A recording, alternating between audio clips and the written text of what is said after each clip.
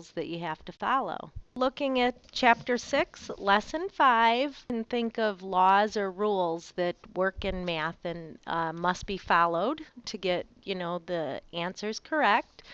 So read along and follow the notes as I read them. It says properties are statements that are true for any number. The expressions 6 times 10 and 10 times 6 are called equivalent. So we know equivalent means equal. So those are equal expressions. You're going to get the same answer. If you do 6 times 10, you get 60. If you do 10 times 6, you get 60. This illustrates the commutative property. And we've talked about commutative in class many times, so we can switch the 6 and the 10 and still get the same answer. So we're going to look at 3 properties today: commutative, associative, and identity. So the first one is commutative. And this one states that the order in which two numbers are added or multiplied does not change their sum, that's the answer to an addition problem, or their product, the answer to a multiplication problem.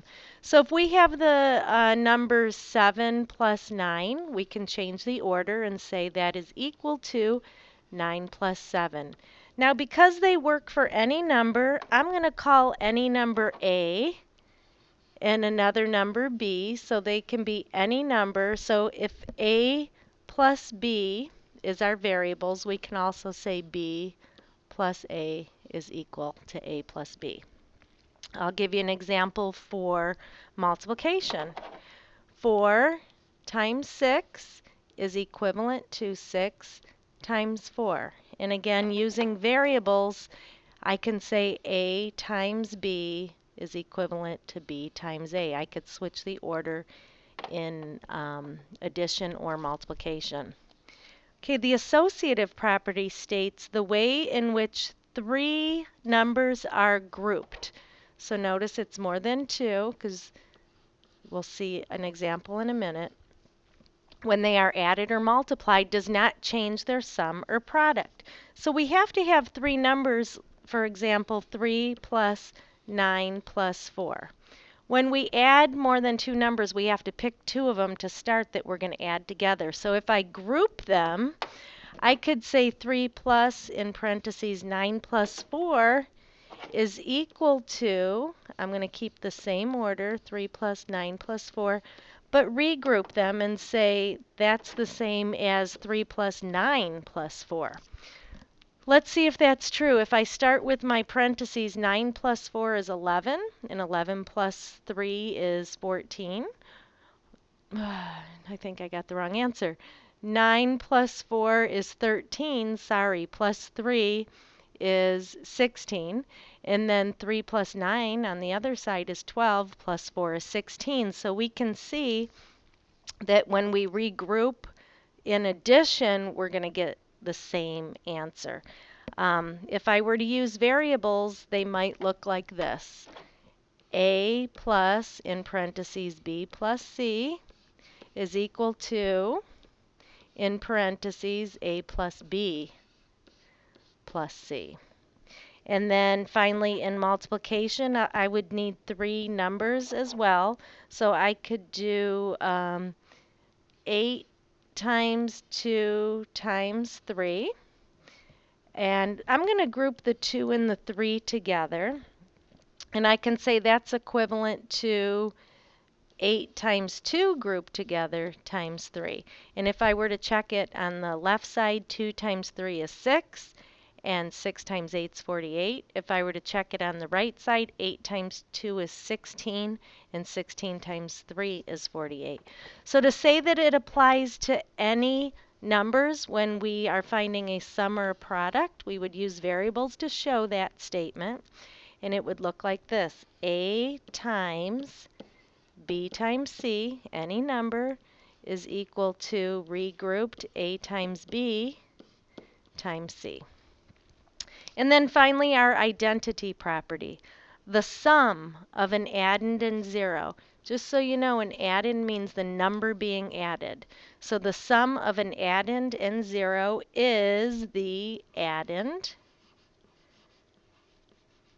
Okay, and the product of a factor, that's the number being multiplied, and 1 is the factor. Let me show you an example so you understand that statement.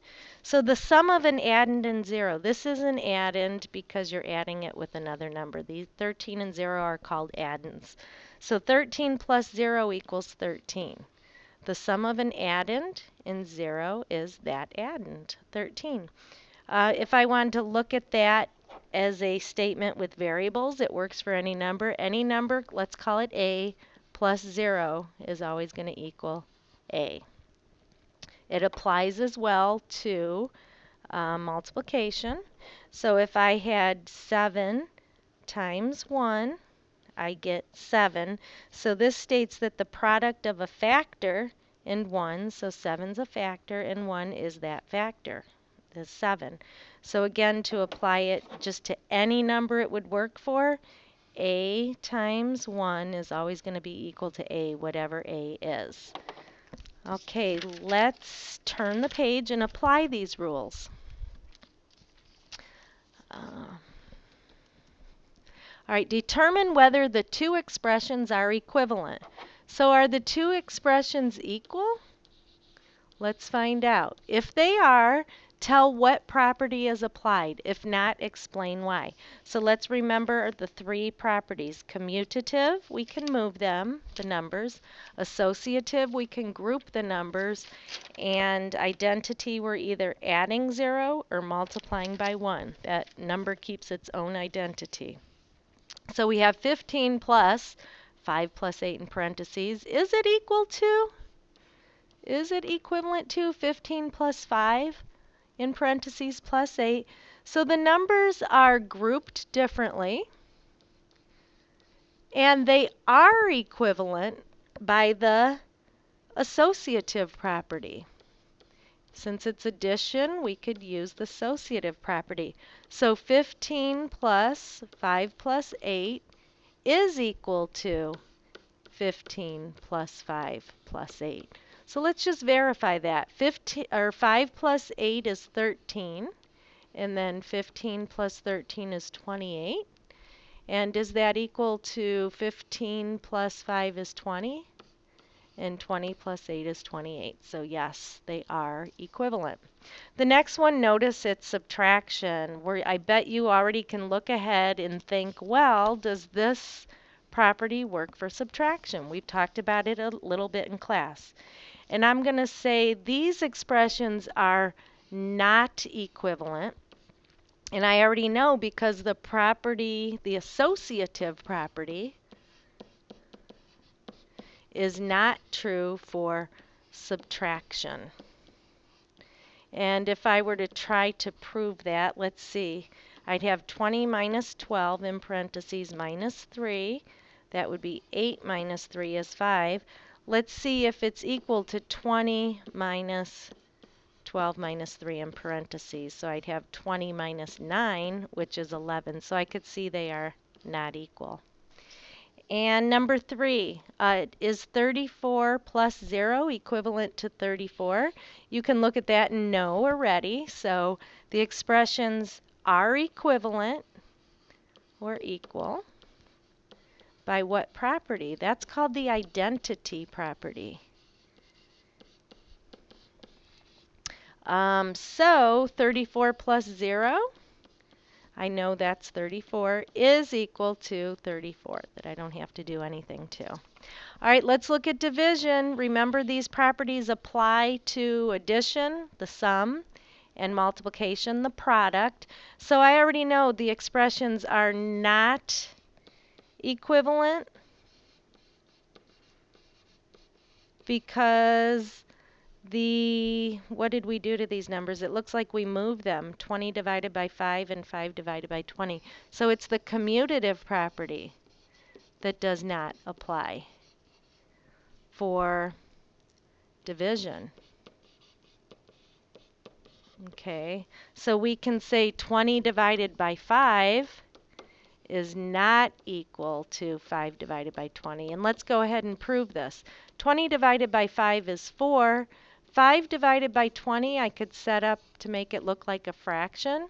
If I were to simplify that, I get 1/4. So 4 is not equal to 1/4. Okay, this might be it for your notes. So what you're going to do is work on your homework and come back to class with any questions you might have. Have a great night.